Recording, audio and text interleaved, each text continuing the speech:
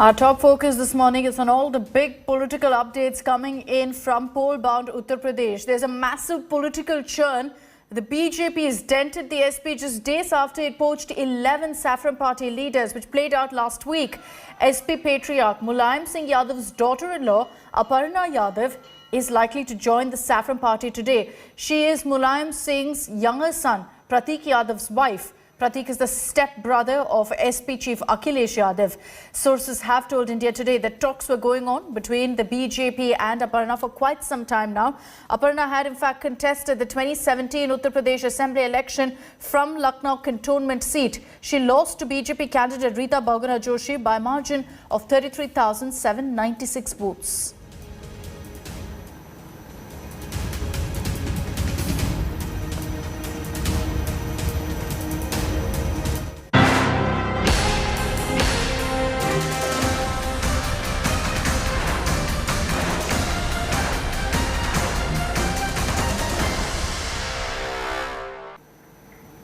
And let's focus on what's happening in Punjab, where a sensational development has in fact revealed itself in the ED raid on Chief Minister Channi's nephew. The Enforcement Directorate has seized 4 crore rupees of cash from Channi's nephew Bhupinder Singh Honey's residence in Ludhiana. Another 2 crore rupees was seized from a second location in Ludhiana. The charges against Channi's nephew include investment of black money in his firm, giving out sand mining contracts illegally, and the firm also receiving contracts worth hundreds of crores.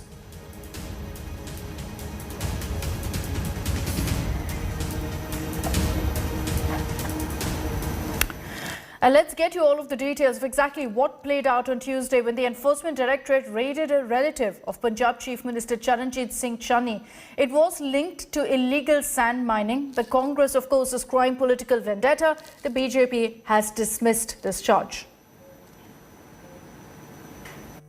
असली chief minister वो या असली राजा वो जिसको जबरदस्ती कुर्सी पे लेके आया जाए, उसको स्ट्रगल नहीं करनी पड़े, उसको बताना नहीं पड़े कि मैं चीफ मिनिस्टर कैंडिडेट हूं, मैं डिजर्व करता हूं। वो ऐसा होना चाहिए जो बैक बेंचर हो और उसको पीछे से उठा के ले और बोल कि तू डिजर्व करता, तू बनो। वो जो बनेगा वो देश बदल सकता है। Hours after this video was released by the Congress projecting Channi as the chief ministerial face for Punjab, he's now in the midst of a corruption storm. Chief Minister Charanjit Channi's relative is under the Enforcement Directorate lens. Bhupinder Singh Honey's Mohali residence was raided by ED agents on Tuesday morning over allegations that he's involved in an illegal sand mining case.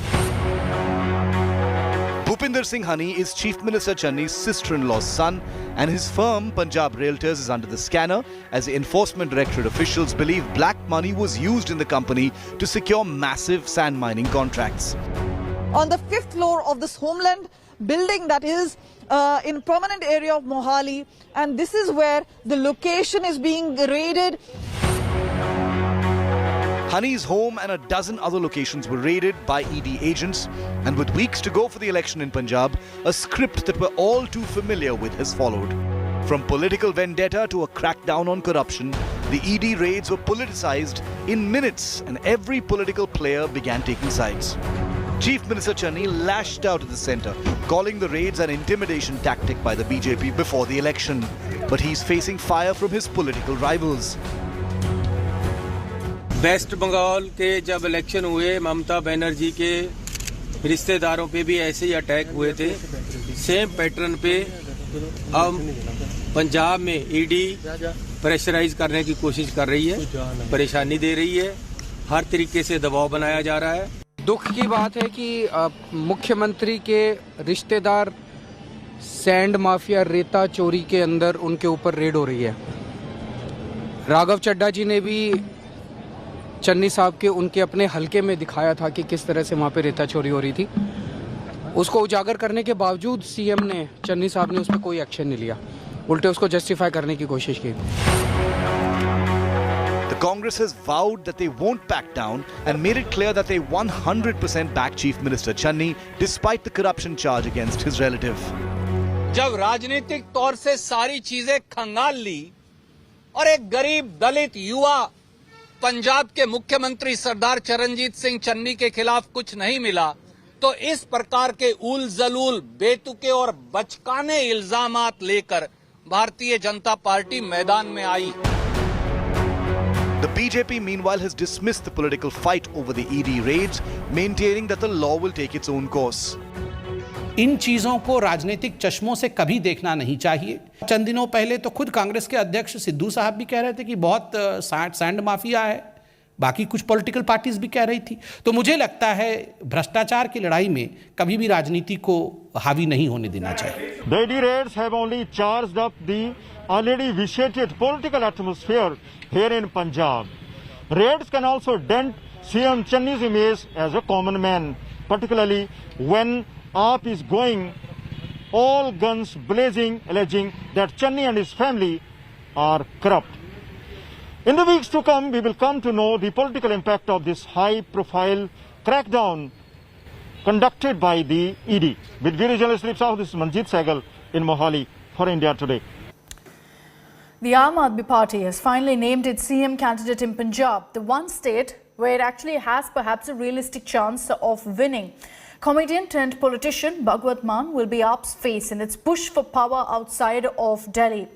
Any success in Punjab can provide a launchpad then for Arvind Kejriwal's national ambitions as well. Punjab के अगले CM और आम आदमी party का CM चेहरा औपचारिक रूप से सरदार भगवंत मान को डिक्लेयर करते हुए After months of hedging, the Aam Aadmi Party has named its CM face for Punjab.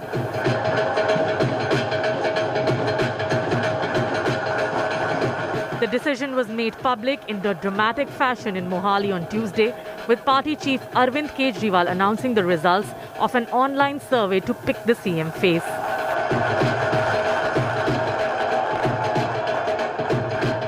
मैं अगर खुद भगवंत मान जी का नाम डिक्लेयर कर देता तो कहते हैं केजरीवाल ने अपने भाई को बना दिया, केजरीवाल ने भाई भतीजावाद करा है, जैसे दूसरी पार्टियां करती हैं वैसे केजरीवाल ने करा। तो हमने कहा नहीं, ऐसे नहीं करेंगे।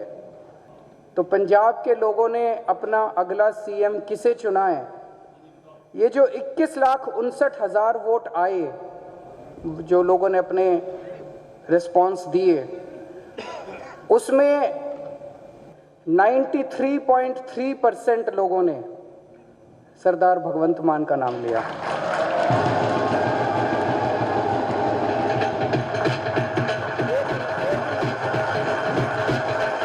For the 48-year-old Sangrur MP, the nomination comes after a long wait.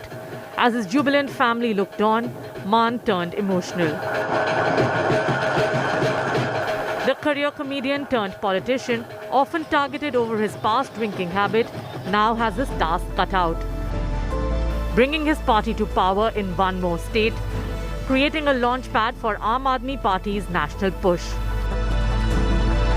Channi की जाखड़ से नहीं बनती, जाखड़ की भाजपा से नहीं बनती, भाजपा की रंधावा से नहीं बनती, रंधावा की बिट्टू से नहीं बनती, बिट्टू की सिद्धू से नहीं बनती, सिद्धू की किसी से नहीं बनती। तो ऐसी थोड़ी सरकार चलेगी। वो 5 साल मांग रहे हैं, क्या ये एक दूसरे की टांग खींचने वाले, क्या ये मतलब हम हमारे बच्चों का भविष्य बनाएंगे? तो लोगों ने आम आदमी पार्टी पर यकीन किया है। अंडरकरंट बहुत है, जहां भी हम जाते हैं लोग कहते हैं आप एक बार आ जाइए, बस उसके बाद हमारा काम है। AAP's declaration of CM face comes even as the Congress on Monday tweeted a video that virtually named current Chief Minister Charanjit Singh Channi as its man for the top job. असली chief minister वो या असली राजा वो जिसको जबरदस्ती कुर्सी पे लेके आया जाए, उसको स्ट्रगल नहीं करनी पड़े, उसको बताना नहीं पड़े कि मैं चीफ मिनिस्टर कैंडिडेट हूं, मैं डिजर्व करता हूं। वो ऐसा होना चाहिए जो बैक बेंचर हो और उसको पीछे से उठा के ले और बोल कि तू डिजर्व करता, तू बनो। वो जो बनेगा वो देश बदल सकता है। Punjab Congress Chief Navjot Singh Sidhu is the other claimant to the job. अगर पॉपुलर है तो प्रमाणित करने की क्या जरूरत है? देखिए वो सूर्य है, वो प्रमाण देता है कि उसमें प्रकाश है। क्या उसका तेज प्रमाण नहीं है? That which needs to be proven is not worth a toss. खुद से कहने से, अपने मुंह से शादी मुबारक कहने से कुछ नहीं होगा। लोग अगर कहेंगे, हाईकमांड अगर कहेगी, तो उस बात में वजन है। For the Shiromani Akali Dal, party chief Sukhbir Badal is the face for the elections. The fourth front, led by Amarinder Singh and BJP, is yet to name its CM candidate. This Punjab poll season is turning out to be a political pot boiler. But who will be the key contender? There are several of these. Captain Amarinder Singh, Sukhbir Badal, Bhagwant Mann, or for that matter, Charanjit Singh Channi. The list of contenders is very long. It's a multi-corner contest. It turns out to be a very promising elections, but it's up to the Janta to decide who will be the ultimate Chief Minister. Kamaljeet Sandhu in Mohali for India Today.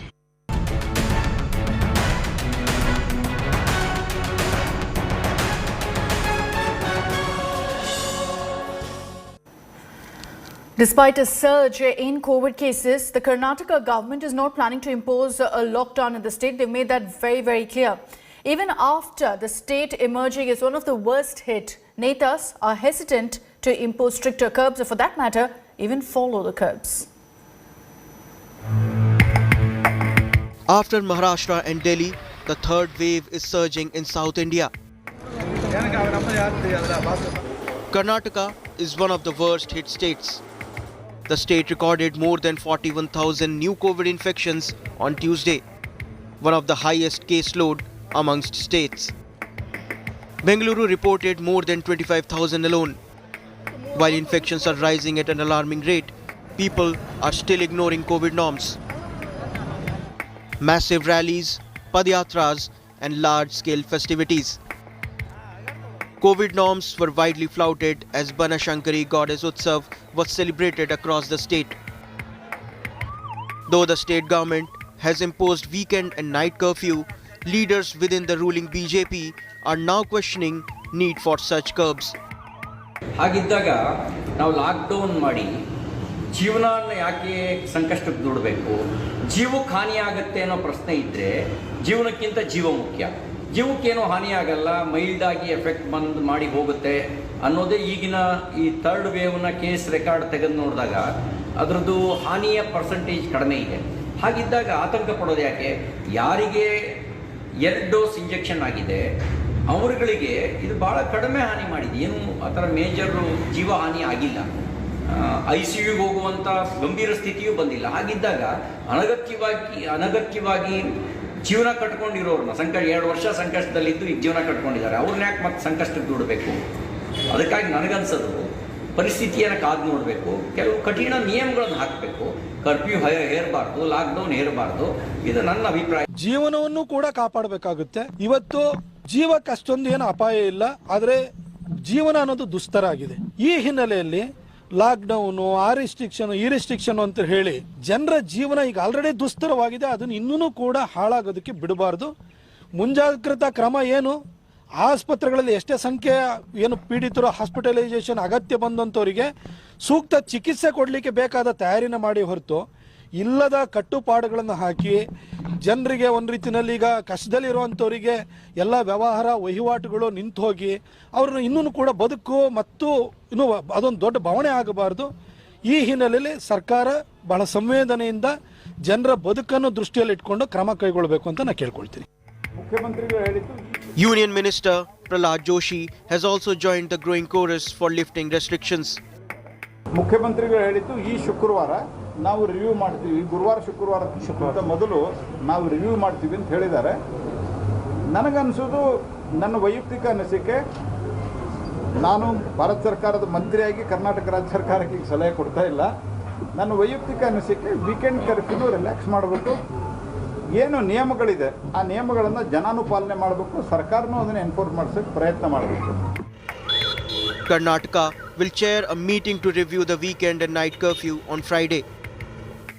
Lives versus livelihoods. The Omicron surge has once again raised the question: are curfews effective in checking the virus spread? Bureau Report, India Today. Now, the COVID national caseload is declining, and the ICMR's epidemiology head has made a big prediction. Speaking exclusively to India Today, Dr. Samiran Panda has said that COVID will become endemic and the date he has given is March 11th. The scientist added that Omicron has replaced Delta in India. Listen in to excerpts of the exclusive conversation that we had with Dr. Panda.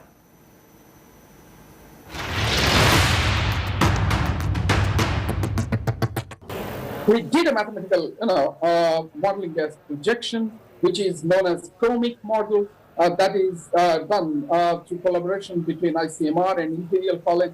11th December was the day when Omicron was reported from within India. And we realized through that modeling exercise that it could take 3 months' time. So from 11th of December, one could always expect, 11th of January, then 11th of February, and then maybe by mid-March, one could start seeing the fall or the decline in the rising number of cases. But the whole country is not going to behave uniformly.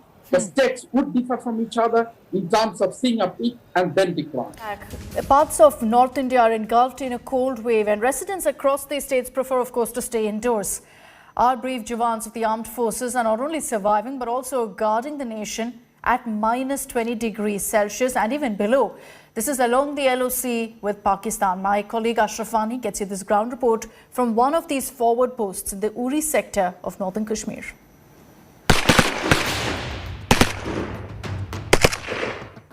There are no off days at the line of control.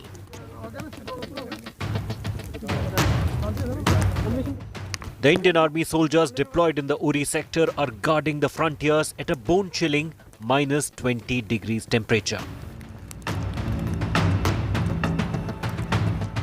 India today hit the ground to bring to you firsthand the hazards faced by our brave Jawans living hundreds of miles away from their homes to serve their motherland. The team is on the way to one of the extreme forward army posts on the LOC in North Kashmir. After the heavy snowfall last week, the whole region is under a thick white cover. This road was closed for a week. The Border Roads Organization has finally cleared the route for troops posted to forward locations.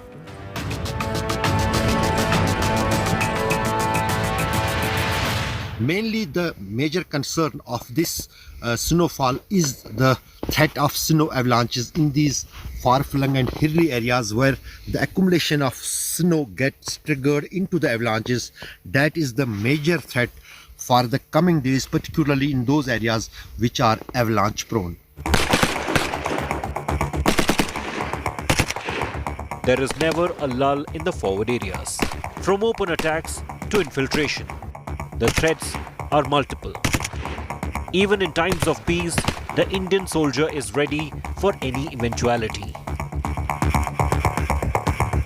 The brave hearts of the Indian Army are on highest ever alert, as there are apprehensions that the infiltrators are using these tactics for the infiltration where weather is very bad, it is heavily snowing, because we have seen last year, in fact even today, the inputs with the security forces are that the bad weather is an opportunity for infiltration. That is why the army Jawans on the line of control are high alert.